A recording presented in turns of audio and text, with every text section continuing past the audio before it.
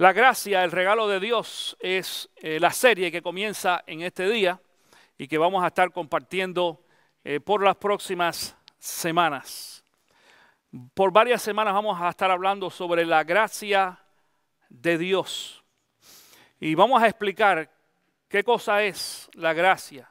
Y vamos a hablar de diferentes textos bíblicos donde la gracia de Dios es aplicable y cómo es que Dios aplica y comparte su gracia con cada uno de nosotros. Quiero primeramente dar una definición de gracia. Y a alguien le preguntaron en una ocasión, ¿cómo tú definirías la gracia? Y este era un hombre que había venido de la guerra. Esto es una historia real. Él había venido de la guerra y como forma de relajamiento se fue y se compró un carro nuevo, un Corvette. De esos muy caros, cuestan 50 o 60 mil dólares. Y para disfrutar su carro, dice, bueno, si me salvé de la guerra, tengo que disfrutar el resto de mi vida. Y dice que salió a probar allí su carro un día y de pronto dijo, ¿qué tanta velocidad pudiera alcanzar este carro nuevo mío? Porque es un carro deportivo. Dice que cogió en una calle que no había tráfico ninguno y le apretó el acelerador y aquel carro cogió una velocidad tremenda, pero como a las 4 o 5 cuadras había un policía esperándolo con un radar, un speed gun. Y dice que lo paró y que le tomó más o menos unas 2 cuadras más poder parar por la velocidad que traía. Que cuando el policía lo alcanzó, ya él estaba sentado en el asiento del pasajero con la licencia de conducir en la mano. Y el policía, sin embargo, le dijo, ¿usted sabe a qué velocidad usted iba? Y dice que él le dijo, no estoy seguro. No estaba mirando al velocímetro. Dice, usted iba a 163 millas por hora. 163. Dice, disculpe, la verdad, me acabo de comprar este carro y estoy simplemente tratando de descubrir qué tan rápido va. Dice, pero usted no puede hacer eso aquí. Dice, yo entiendo, por eso es que, pues nada, usted póngame el ticket. Dice, primero abra el capó del carro para ver el motor de su carro. Y aquellos que conocen de carro y demás se imaginan qué fue lo que pasó. Porque dice este hombre que acabaron él y el policía en un café cerca allí de la casa, tomándose un café y el policía pagó por el café y no le puso un ticket. Porque se enamoró también de su carro. Y contaba en la historia después que el policía regresó y entregó su carro, se cambió su ropa, me llamó para que le diera una vuelta en el carro, igual para sentir lo que era manejar ese tipo de carro deportivo. Y él decía, eso es gracia. El policía tuvo gracia conmigo. Bueno, es una forma de explicar la gracia. Vamos a dar una explicación todavía mucho más extensa que eso. Cuando hablamos de la gracia de Dios, hay 2 tipos de gracias que Dios aplica sobre nosotros. La primera es la gracia común y la otra es la gracia especial. Ves ahí gracia común versus gracia especial. ¿Y qué quiere decir esto, pastor, de gracia común y especial? Te voy a explicar lo que quiere decir la gracia común. Se designa así porque se manifiesta a todos simplemente por haber sido creados por Dios. Dios ama a su creación y la cuida. Es decir, Dios tiene gracia sobre cada uno de nosotros desde el punto de vista de que nos dio vida y que nos dio una serie de cosas aún antes de ser cristianos. ¿Okay? Muy importante. La gracia común se conoce también como la provisión divina y se refiere al cuidado y a la atención de Dios creador que proporciona todas las cosas para su creación. Y por ejemplo, en el libro de Hebreos, yo espero que tú traigas hoy lápiz y papel porque tienes muchos textos bíblicos que escribir. Yo solamente te voy a poner el texto en la parte de atrás, tú lo vas a anotar ahí en tu guía de estudio y después los puedes ver en tu casa. Hebreos capítulo 1, el versículo 3, la primera parte del versículo, es decir, por eso ponemos allí 3a, la primera parte dice, el Hijo es el resplandor de la gloria de Dios, la fiel imagen de lo que Él es y el que sostiene todas las cosas con su palabra poderosa, es decir, el Hijo es Cristo, Cristo Jesús dice que sostiene todo. Dice también la palabra de que el mundo fue creado en Cristo, por Cristo y para Cristo Jesús también. Y en el mundo estamos todos, malos y buenos. El libro de Mateo capítulo 5, versículo 45, dice la segunda parte de este texto bíblico. Él hace que salga el sol sobre malos y buenos y que llueva sobre justos e injustos. Es decir, la gracia de Dios permite también de que cosas buenas pasen sobre personas que son malas. Hay personas que son malas, que tienen cosas que tú y yo quisiéramos tener. Y hay veces que son preguntas que los cristianos nos hacemos y que no entendemos muy bien. ¿Cómo es posible de que Dios bendiga a una persona que sea mala? Bueno, esta es la gracia común de Dios. Claro, estos son bendiciones pasajeras. Dice la Biblia, al que mucho se le ha dado, mucho se le va a pedir. Y cada una de estas personas que Dios ha bendecido durante mucho tiempo, el día que estén frente de la presencia de Dios y no hayan recibido o no hayan creído en Cristo, van a tener que dar cuenta de todo eso. Pero me voy un poquito más allá. Cuando tú no eras cristiano, Dios te bendecía. Cuando tú no eras cristiano, cuando estabas apartado de la palabra del Señor, Dios tenía misericordia de ti y te proveía alimento y casa y familia y muchas otras cosas más. Es decir, si Dios te lo dio a ti, ¿por qué no se lo va a dar a otras personas? Ese es el deseo de Dios dentro de la gracia común. Está entonces lo que nosotros llamamos como la gracia especial. Y la gracia especial es, en cambio, solo lo conocen los que viven en Cristo Jesús. Es decir, la gracia especial es lo que nosotros conocemos como la gracia salvadora. La gracia que es aplicable para los hijos de Dios solamente a través de Cristo. Dice 2 Corintios capítulo 5, versículo 17. Por lo tanto, si alguno está en Cristo, es una nueva creación. Lo viejo ha pasado, ha llegado ya lo nuevo. Cuando nosotros somos cristianos y creemos en Cristo y aceptamos a Jesús como nuestro Salvador, esta gracia especial salvadora de Cristo Jesús transforma y deja todas las cosas atrás. Por eso, para aquellos que piensan en algunas ocasiones o son juiciosos, la iglesia desgraciadamente cristiana, cualquier iglesia, algunas ya están llenas, pero otras hay menos, pero siempre hay alguien en la iglesia que son gente juiciosa espiritualmente. Son personas que se llaman legalistas. Es decir, están tratando de aplicar la ley de condenación y no la ley de amor. Y no creen y no analizan este texto bíblico que dice de que ahora somos criaturas nuevas en Cristo Jesús. Las cosas viejas, ¿qué? Pasaron, quedaron atrás. No te podemos juzgar, ninguno de nosotros te podemos juzgar, a nadie, no podemos juzgar a nadie por las cosas viejas que ellos hicieron, porque Cristo Jesús ya lo perdonó y pagó por cada uno de esos pecados. Una cosa que no vamos a entender va a ser cómo es que, a pesar de que nosotros somos pecadores, y así dice el libro de Romanos, que aún estando en nuestros pecados, Cristo murió por nosotros y nos perdonó. Y esto es el gran milagro que Dios hace en cada uno de nosotros. Ahora quiero compartir contigo en este día una definición sencilla de carácter teológico sobre lo que es gracia. No es gracias con S, sino gracia. Gracia es el favor inmerecido de Dios, revelado a los seres humanos en Cristo Jesús. La gracia es lo opuesto al mérito. Si nosotros hiciéramos méritos, entonces no vamos a poder obtener o recibir la gracia de Dios. Todo lo que tú puedes hacer por tus propios méritos cancela y mata la gracia. Hay muchas personas llamados cristianos que son asesinos de la gracia. Matan la gracia. La eliminan en sus vidas y hay veces que lo quieren eliminar en la vida de otras personas. La misericordia es, escuchen esto porque te voy a hacer una comparación entre lo que en algunas ocasiones parece lo mismo, pero no lo es, y es misericordia y gracia. Misericordia es que Dios nos da lo que no merecemos. Y gracia es que Dios no nos da lo que merecemos. Misericordia es que Dios nos castigue o no nos castigue como lo merecemos, pero gracia es que encima de eso Dios entonces nos bendice. Gracias es igual a favor, decíamos. Gracias o gracia es igual a favor. No favor de hacerme un favor, sino favor de encontrar favor delante de Dios. Hay varios textos bíblicos que hablan sobre el favor de Dios. Dice la Biblia de que José encontró favor delante de Dios. Y vamos a ver algunos de esos textos un poquito más adelante.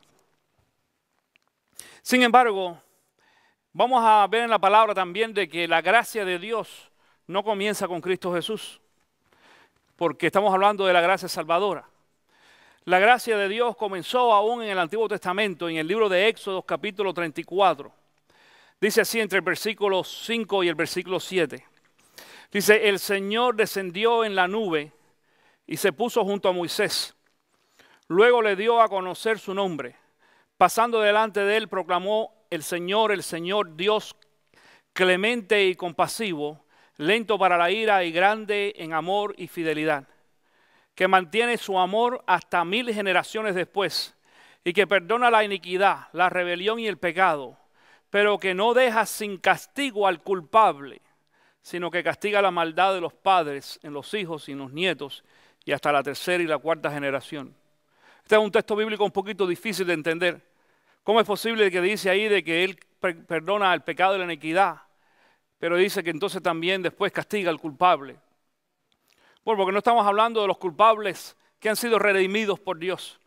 Estamos hablando de los culpables que siguen en su culpabilidad, en su pecado, en su vida desobediente, separada de Dios y no le interesa. Para sobre ellos algún día llegará, dice la palabra de Dios, juicio eternamente para cada uno de nosotros.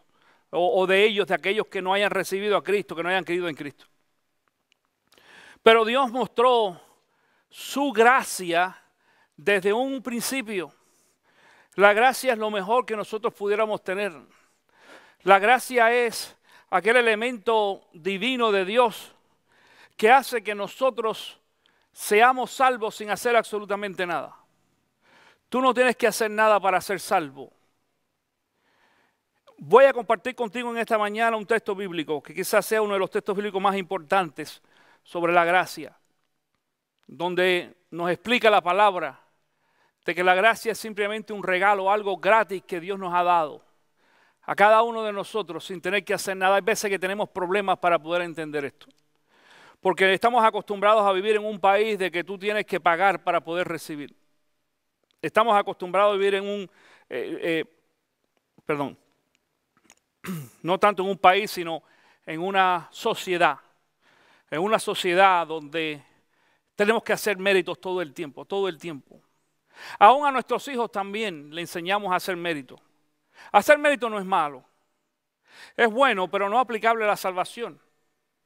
En realidad nosotros no tenemos que enseñar a decir, nuestros hijos no tienen que hacer méritos para que nosotros los amemos. Nuestros hijos hacen mérito para que nosotros los premiemos o traigamos bendiciones sobre ellos. Pero cuando hablamos de amor y de comprensión y de cariño, los muchachos no tienen que hacer mérito ninguno. Los queremos simplemente como ellos son. Y esto es lo que va a tratar de explicar este texto bíblico. Te invito a que busques Efesios capítulo 2. Efesios capítulo 2. Allí en tu Biblia, comenzando en el versículo número 1 en esta mañana. Y esto es lo que dice el apóstol Pablo. Yo quiero decirte un poquito, hablarte un poquito antes, es decir, un poco del apóstol Pablo, para aquellos de ustedes que quizás no conocen mucho de él. O si alguien en internet nos está mirando y no conoce mucho acerca del apóstol Pablo. Pablo era un hombre que no fue cristiano todo el tiempo, fue religioso y conocía a Dios. Era un judío, fariseo, y conocía la ley también. Pero sin embargo, caminaba y hacía cosas, no solamente caminaba separado del propósito principal de Dios, sino también que eran muchas las cosas que él hacía en contra de Cristo Jesús, en contra de los cristianos. Pablo dice que iba por muchos lugares buscando a la gente, a los creyentes, y los traía delante allí del martirologio para que lo mataran. Y muchos cristianos murieron por acción de parte de Pablo. No dice la Biblia de que Pablo mató a nadie, quiere decir de que él fue autor intelectual de la muerte quizás de muchos creyentes. Este era un hombre que no vivía de acuerdo a la expectativa de Cristo Jesús. Hasta el día que una vez dice que venía en un camino, iba a otra ciudad a buscar cristianos y Jesús se le apareció a través de una luz, lo cegó y lo tira al piso. Curioso, dice esta historia de que el resto de la gente que iba con él, nadie vio la luz, solamente lo vio él. Solamente la vio Pablo. Y que cuando Pablo se tira al piso le dice, Señor, ¿qué tú quieres que yo haga? Y él identificó enseguida. Y dice que Jesús le dijo, Pablo, Pablo, o Saulo, Saulo. Dice, duro te es dar cosas contra el aguijón. Es decir, como si fuera un aguijón de una planta que nosotros mismos nos picamos. Y le trataba de decir a Pablo, tú estás luchando en vano en contra de algo que te está dañando, te está haciendo un daño. Este es el hombre que no solamente experimenta allí en el camino de Damasco salvación, transformación, lo que nosotros llamamos conversión, sino también entonces descubre lo que se conoce como la gracia de Dios, y de esto habla él. Efesios capítulo 2, comenzando en el versículo 1 dice, en otro tiempo ustedes estaban muertos en sus transgresiones y pecados, en los cuales andaban conforme a los poderes de este mundo. En otro tiempo, dice en otro tiempo quiere decir pasado. Antiguamente, ustedes andaban. Esto nos indica a nosotros de que Pablo le está hablando a quién. ¿A quién? ¿Quién es el pueblo? No. Los cristianos, claro. En esta ocasión Pablo está escribiendo a Éfeso, a la iglesia que estaba en Éfeso. No era a todo el mundo, era solamente los cristianos. Porque dice, en otro tiempo andábamos, en otros tiempos ustedes eran. Si seguimos siendo lo mismo que éramos en el tiempo anterior, entonces no ha pasado nada, no ha habido conversión. Eso quiere decir que la persona entonces no es creyente. Pudiera creer en Cristo, en Dios, ideológicamente, pero no ha tenido una conversión. Pero dice entonces el versículo 2 otra vez, en los cuales andaban conforme a los poderes de este mundo. Seducían según el que gobierna las tinieblas, según el espíritu que ahora ejerce su poder en los que viven en la desobediencia. Pero seducían, no, se conducían. Se conducían según el que gobierna. ¿Y quién gobierna? Dice allí. Porque aquí dice, según el que gobierna las tinieblas. ¿Quién gobierna las tinieblas? Satanás. Se conducían igual que Satanás. Se conducían igual que el diablo. La Biblia nunca ha pintado el diablo con tarritos, ni vestido de rojo, ni con una colita. Lo pinta con actitudes, con acciones. Y las personas que no conocen a Cristo generalmente actúan de esa forma, pero mucho más triste ver en algunas ocasiones todavía algunos cristianos que todavía siguen viviendo en la carne, que también actúan como Satanás. Versículo 3. En este tiempo también todos nosotros vivíamos como ellos, impulsados por nuestros deseos pecaminosos, siguiendo nuestra propia voluntad y nuestro propósito. Como los demás, éramos por naturaleza objeto de la ira de Dios. Como andábamos en pecado, entonces dice que Dios se airaba con nosotros, se ponía bravo, claro, igual que tú y yo nos ponemos bravos con nuestros hijos cuando son desobedientes. Versículo 4, pero Dios, que es rico en misericordia, por su gran amor por nosotros, nos dio vida con Cristo, aun cuando estábamos muertos en pecado. Aún estando muertos, aún estando separados, dice, nos dio vida ¿en quién? En Cristo. En Cristo Jesús, basado en el hecho de que nosotros creamos en Cristo. Dice el versículo 6. Voy a repetir el 5. Nos dio vida con Cristo aun cuando estábamos muertos en pecado. Por gracias ustedes han sido salvos. ¿Salvos por qué? Por gracia. No por las cosas que podíamos hacer. Porque todo lo que hacíamos era malo. Era incorrecto. No era visto bien delante de los ojos de Dios. Todo lo que hacíamos nos separaba de Dios. Pero Dios, a través de su gracia, que es mucho más que la misericordia. Te dije de que la misericordia es que Dios a nosotros no nos da lo que nosotros merecemos, deberíamos tener. Pero encima de eso, por la gracia, entonces Dios nos bendice y nos premia. Por gracia. Y por gracia Dios nos salva a través de Cristo Jesús. No tenemos que hacer nada. La única acción que nosotros debemos de tener, y no es acción de obras, es de pensamiento, es creer en Cristo Jesús. Creer en Cristo como el Hijo de Dios y como nuestro único Señor y Salvador. Esto es lo que nos enseña a nosotros la palabra de Dios. Dice entonces allí el versículo 6.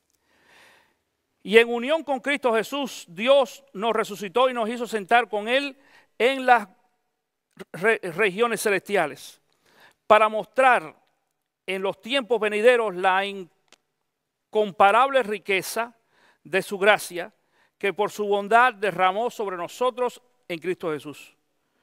Y otra vez dice el versículo 8, porque por gracia ustedes han sido salvos mediante la fe. Di conmigo, por gracia. Dice, esto no procede de ustedes. Es decir, esto no es de ustedes, no es algo que nosotros podamos hacer. Esto no procede de ustedes, sino que es el regalo de Dios. Es el regalo. Anota en tu Biblia. Coge allí un marcador amarillo si tienes uno, o si no tienes uno, coge una pluma y pásale una rayita debajo de ese texto bíblico. Efesios 2:8. Porque por gracia ustedes han sido salvos mediante la fe.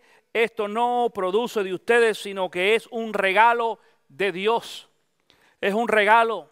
Dios nos ha dado el regalo de la salvación a través de la gracia. No tenemos que hacer absolutamente nada. Me sorprende en muchas ocasiones y me molesta también ver a cristianos en muchas veces tratando de enseñarle a otras personas que nosotros necesitamos hacer cosas para ser salvos. Y no me estoy refiriendo a cristianos que pertenezcan quizás a la iglesia o la denominación donde la mayoría de los hispanos íbamos antes. Estoy hablando aún de cristianos evangélicos que van a iglesias evangélicas similares a las nuestras, que cantan la música similar a la nuestra y tienen la misma Biblia que nosotros tenemos. Pero muchos de ellos todavía siguen creyendo de que es necesario hacer cosas buenas para complacer a Dios. Escúchame, no hay nada bueno que yo pueda hacer para complacer a Dios. Todo lo bueno que yo haga, lo que hace es dar bendición al reino de Dios. Pero yo complazco a Dios como soy. No quiere decir que sigamos en pecado. Acuérdate, usé la palabra conversión. Si una persona es creyente, la persona tiene que tener transformación. Jesús dijo, por sus frutos los conoceréis. Y cuando tú das fruto, es una prueba de que tú te has mantenido. Mucha gente dice, bueno, pastor, ¿y qué pasa con aquellos que están en la iglesia y después no los vemos y perdieron la salvación? No, nosotros no creemos en la pérdida de la salvación. Tú o eres o no eres. Y si no estás es porque nunca fuiste salvo, nunca fuiste parte de la gracia de Dios. Jesús dice, si permanecéis en mi palabra y daréis fruto. Dice, eso significa de que ustedes son mis discípulos. Eso lo que muestra que una persona ha entrado dentro de la gracia de Dios, que es gratuita, y ha recibido salvación a través de gracia, es la permanencia. Cuando nosotros nos permanecemos y nos mantenemos en los caminos del Señor. Eso no quiere decir de que alguien se enfríe de pronto. Hay personas que se enfrían. Y se apartan. Y después regresan. En ese caso, que vamos a ver ese texto bíblico en un futuro también, cuando Jesús, poniendo el ejemplo del árbol de uva, y él dice de que los que no den fruto van a ser cortados. Cuidado, da fruto, es cortado el que no da fruto y se seca. Pero hay muchas ramas que no dan fruto. Y lo pueden dar. ¿Sabe cómo es que hace el sembrador para que dé fruto? ¿La qué? ¿La injerta? No. La corta. El injerto es un invento de este tiempo, pero lo que hacían era cortarla. La poda. Cogen y la limpian. Y en muchas ocasiones cuando tú y yo no damos fruto como cristianos, Dios nos empieza a limpiar. Y las iglesias, cuando las iglesias tampoco dan fruto, Dios las empieza a limpiar. Tú lo sabes. Porque nosotros hemos pasado por eso. Y empieza a cortar y él, pero corta y corta. Y la iglesia hace así, igual que las plantas empiezan a dar fruto de nuevo. Pero la gracia sigue. La gracia es gratuita, no hay nada que tú y yo podamos hacer. So, no confundas en esta ocasión obra con gracia. Otra vez este texto bíblico de Efesios 2:8 dice, porque por gracia ustedes han sido salvos mediante la fe. Esto no procede de ustedes, sino que es el regalo de Dios. No por obras, dice el versículo 9, no por obras, para que nadie se jacte. Escucha otra vez, no por obras, no por las cosas que tú y yo podemos hacer. Porque si tú y yo, porque eso es lo que pasa a mucha gente toma este versículo 9 y se olvida. Muchos cristianos dicen, yo soy bueno y yo hago cosas buenas, yo voy a la iglesia y yo diezmo, y Dios me tiene que bendecir y yo soy salvo. No somos salvos por venir a la iglesia, no somos salvos por dar el diezmo, no somos salvos por cantar. No somos salvos por venir aquí a levantar las manos y adorar el nombre de Dios como lo hacemos cada domingo. No somos salvos por eso. Somos salvos por la gracia de Dios, sin hacer nada. Aunque tú no diezmes, aunque no leas tu Biblia, aunque tú no ores, si tú recibiste a Cristo y creíste en Él, pero tú dices, pero pastor, y eso está un poco comprometedor lo que estás diciendo. Claro que sí. ¿Sabes por qué? Porque si tú no oras, no vas a conocer más de Dios. Si no lees tu Biblia, no vas a crecer en el conocimiento. Si no estás conectado con Dios, no vas a recibir todo el paquete de bendición que Dios tiene para ti. Y eventualmente entonces te empiezas a secar. La razón por la cual en ese texto bíblico que te dije de Juan, donde Jesús habla de la higuera, la razón por la cual nos secamos es por eso, porque dejamos de orar y de alabar al Señor y de buscarlo en su palabra y de venir a la iglesia y de estar en contacto. Y después entonces viene el tiempo de la poda que decíamos. Y Dios nos empieza a podar y nos empieza a cortar.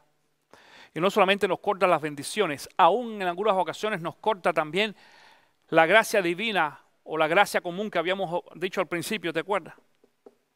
Porque esa gracia común que nos da el sostenimiento regular en muchas ocasiones, Dios la quita también. Y empiezas a perder el trabajo. Y empiezas a perder la salud. Y empiezas a perder los amigos. Y la gente ahí empieza entonces ¿a qué? ¿Qué hacen los cristianos? A buscar. Ahí se empiezan a venir a la iglesia. Es curioso cuando una persona, tú lo ves en la iglesia muy activo y de pronto se te pierde por un tiempo. Pasan las semanas y los meses. Hay personas que pasan hasta años y no vienen a la iglesia. Y de pronto tú los ves sentaditos y dices, algo pasó. Y la gente dice, es que lo tocó el Espíritu Santo. No, lo tocó el Espíritu Santo, no. Lo tocó la situación. Lo cortaron, empezaron a cortar las hojas, las ramas. Dios lo empezó a apretar. Lo empezó a podar y dijo, es hora de ir a la iglesia. Desgraciadamente, algunos cristianos viven en esa rutina. En esa rutina de venir a la iglesia y de buscar de Dios solamente cuando necesitan a Dios porque la cosa se puso fea. Y a nosotros nos pasa en muchas ocasiones, tú lo sabes. Hay personas que vienen y dicen, pastor, no tengo trabajo, necesito que ores por mí. Y oramos. Y Dios es fiel. Y Dios responde las oraciones. Y Dios le da trabajo a esa persona. Y después esa persona lo primero que hace es no diezma. Se olvidó de que cuando no tenía, Dios lo bendijo y cuidó de él. Pero ahora que tiene trabajo, no es obediente a Dios con su diezmo. Pero aparte de eso, dice, bueno, ya como tengo trabajo y estoy ocupado, pues no tengo tiempo para ir a la iglesia, pastor, porque tengo que ir a trabajar. Y la gente es así y se pierde otra vez. Curioso. Eso es común, esas son las hojas que se secan. Pero las que permanecen, dan fruto. Por eso en esta ocasión dice, no por obras, ¿para que qué? Para que nadie se gloríe, para que nadie se crea mejor. No por las cosas que yo hago. Y entonces la gente dice, pero pastor, las obras son importantes. Sí, porque el versículo 10 dice, porque somos hechura suya, hechura de Dios, creados en Cristo Jesús para buenas obras, las cuales Dios dispuso de antemano a fin de que las pongamos en práctica. Es decir, este texto bíblico dice de que Dios hizo obras, creó obras para que tú y yo anduviéramos en esas buenas obras. Pero esas obras no determinan ni definen nuestra salvación. Las obras hablan de nuestra salvación.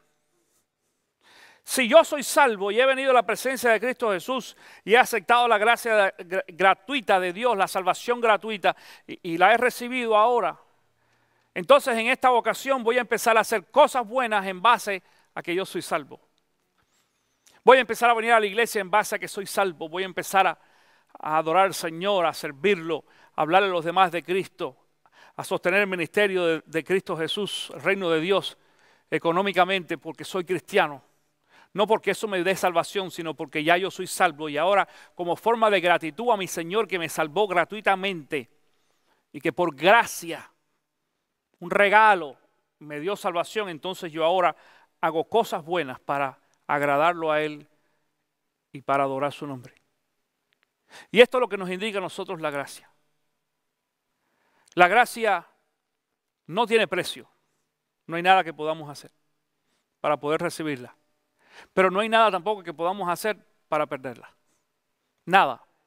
Después que tú entras en la gracia de Dios y eres salvo, no hay nada que tú puedas hacer para perderla. Entonces, ni la gracia ni la salvación son eternas. Todo lo que tiene principio y fin no es eterno. Y la Biblia dice bien claro que nuestra salvación es eterna. Di conmigo, eterna. Para siempre. Para siempre. Nunca, nunca se acaba. La pregunta mía en esta mañana es, ¿habrá alguien esta mañana aquí que después de haber escuchado esto entiende de que su salvación es solamente por gracia en Cristo Jesús? Y que no hay nada que nosotros podamos hacer para ganar ese mérito de parte de Cristo Jesús. Y a lo mejor donde tú estás allí sentado, tú quieres hacerle una decisión a favor de Cristo. Hoy no te voy a pedir que levantes la mano. No te voy a pedir que pases al frente. Para aquellos que nos escuchan allí en internet también, si tú no estás escuchando en internet y tú quisieras hacer una decisión a favor de Cristo y decirle a Jesús, yo quiero, oh Jesús, de que tú tomes control de mi vida, entres en mi corazón, me perdones de mis pecados. Y yo quiero también aprovechar este regalo que tú me estás dando a mí. Es un regalo, no tengo que hacer nada por él. Y yo quiero, Señor Jesús, de que tú me des salvación y bendigas mi vida también. Tú que estás allí en internet, yo te voy a invitar a que tú también hagas esa oración que yo voy a hacer en un segundo allí, a solas, entre tú y Dios. Y si esto es algo que tú estás haciendo sinceramente delante de Dios, a partir de este momento, Dios perdona todos tus pecados. Todos, absolutamente. Los presentes y los pasados y aún los futuros. Dice la Biblia de que Él te sella con su Espíritu, porque este es el poder que tiene la gracia de Dios. Te invito a que tú allí donde estás, cierres tus ojos, inclines tu rostro y le digas a Jesús, Señor Jesús, en esta ocasión yo entiendo de que tú me ofreces salvación gratuitamente a través de Cristo Jesús.